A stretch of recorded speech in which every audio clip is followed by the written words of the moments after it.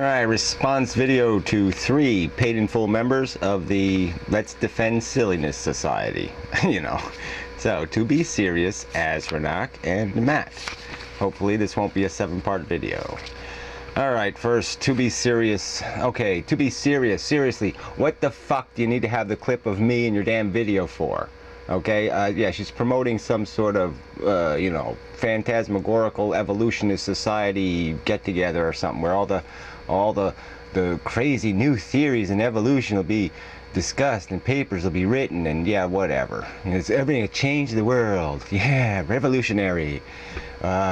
We can inherit damage to chromosomes. Wow, okay. Profoundly interesting. Forget about it. Come on. This is old known facts. It's 200-year-old known facts, okay? Get with the program.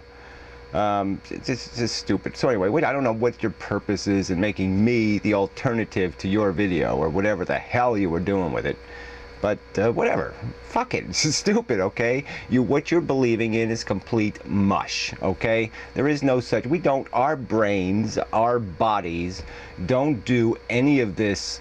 Oh, let's make our chromosomes different, in our sperm and eggs, so that our babies will have some sort of different advantage in the world. No, none of that's frigging happening, okay? It's not happening. All right, it's a daydream. It's a little happy metaphor. It's just bullshit. And if it was happening, it would be such a minute influence in the equation. It would be meaningless. All right, there's no God. There's no magic forces within us. They're just capacities that the machine has acquired over millions, billions of years of evolution. All right, and that's all. Just adaptations, just features that these machines are endowed with over time, and that's it. All right, there's nothing brilliant here. The design is the same as it has been right from the beginning. The design is a DNA molecule that has one objective, consumption, reproduction. That's what it's programmed to do. It isn't programmed to commune with the universe. It isn't programmed to do something elegant and beautiful. No, none of that crap has anything to do with the design, okay? The only place that kind of stuff comes from, the only elegant things come from our understanding, from our capacity to filter all the bullshit in the universe and to figure out what means something and what doesn't mean something based on logical equations and models that we can build in this thing called intelligence. It's the only thing that exists that means anything in this fucking universe. It's the only thing that can appreciate this phenomenon of consciousness. And it's just silly to keep contriving some magic. Ugh. So Azranak, this is the door you're opening, Azranak.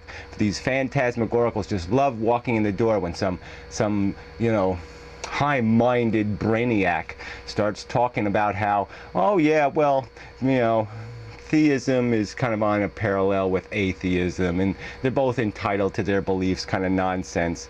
And evolution isn't really a science. That's not really science. Come on. The science is seeking the truth, and it's doing it through a disciplined process where it says, here's a damn theory, do your best to knock it down. If you can't knock it down, it stands until you do. All right, it's not about best, better, and all this other stuff. It's not, at least not about better. It's about best. It's about finding the best frigging theory. All right, and then if it's the best theory and it lasts for a long, long time, well, then you got something. That's pretty darn close to probably the friggin' truth.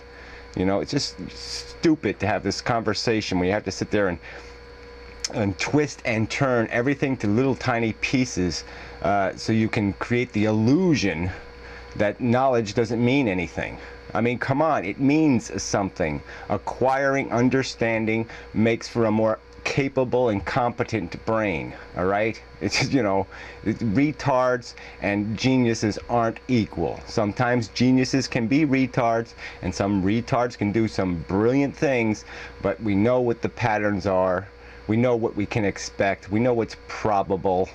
So, it's just stupid to keep trying to balance equations just so you have an excuse to put a fucking loop in your nose, right? I mean, come on. It's just bullshit. All right, now let's get to the real meat of the argument, which is Matt. Because he's the only one who actually talks any specifics. I mean, to be serious, she can't bring up a real fact to argue with.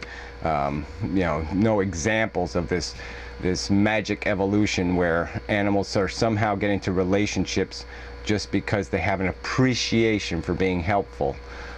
You know, come on. Jesus Christ. The selfish gene is an accurate metaphor. It describes the biology. It describes the machinery. All right, you want to turn it into some sort of absolute statement, that's your choice, but what we know is it's some kind of 99.99% statement. That's how the biology works, okay? Organisms are built, constructed, diagrammed to succeed, not to fail, not to be fair, not to be compassionate, not to be fair is a good word. That's not what they're built to be. All right, they're built to survive. They're built to control, dominate, secure a future. All right, they're not built to compromise a future. They're not built to risk their future. It's just stupid to look at it any other way. All right, so Matt doesn't like reductionism. He doesn't like the fact that we would sit there and take a car apart to try to figure out how it works, or take a computer apart to find out how it works. I mean, I don't know what the fuck. I mean, I'm against us sending stupid probes to Mars to go look for this and that, but I'm sure oh, that's being reductionistic. Why are you picking Mars apart? No, it's not right. You can't pick something apart to figure out what's going on. You can't analyze it. I mean, it's just stupid. So let go of that stupid word, Matt, because that's the truth of the world.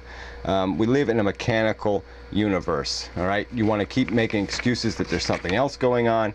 It's just bullshit, all right? It's a mechanical system. We are machines. We're programmed, we're built, we're constructed. All right, and it's not coming from the top down. The biosphere that ends up getting created, this interaction between organisms feeding and living off of each other, this whole complex structure that gets built, it doesn't have a brain. It doesn't think. It doesn't say, oh, I think I need a new microorganism. I think I'll invent platypus today. No, it doesn't do any of that shit, Matt. It's just a matter of the parts doing that shit. It is the parts. The parts are doing all the work. They're doing all the designing because of the happenstance, the pure happenstance of the circumstance they exist in and what they have to deal with in the environment, the real environment they're born to. You're living in today. You're not living 600 years ago. You're not living 600 years from now. You're born into an environment. Your genetics will require you, if they're going to be preserved, to succeed in this environment, okay, with these people, with this circumstance. That's the world you have to deal with, and that's how every organism's existed, and that's how the system works. And there's no guidance from the biosphere pushing you in some direction, Matt. It's not frigging happening, okay? You're just you're trapped, you're a victim of this circumstance, this moment of time, all right? There's nothing else to it, all right?